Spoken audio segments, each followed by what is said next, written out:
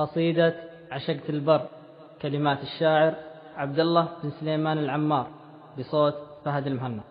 ليا منه وطاني الهم، رحت البر عطرية، فرشت بساط ضيقي ثم جبت اغراضي برادي، ذكرت الله وصرت ادعيه يرحم حالي مبريه، ورجيت انه يحقق مطلبي والناي ومرادي. احس الضيق لا مني، جلست بوسط بريه، يهجوك النمال في خفوقي مشرب وزادي، جلست بروضة فاحت بها الازهار عطريه، خزامة وقحوان ونفل معهن وردة الكادي، قريب من نفوذ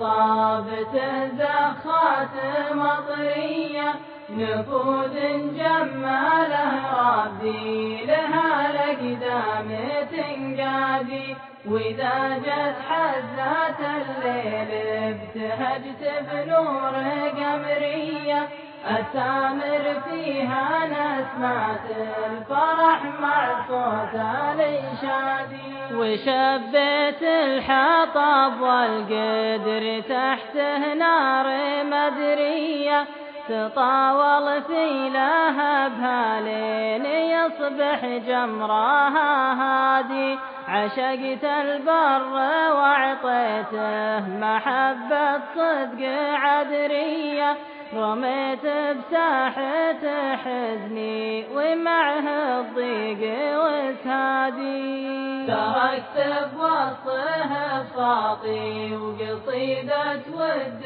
حصرية، وفارقته فراق اللي يقل جت حزات رقادي، وقبل امشي كتب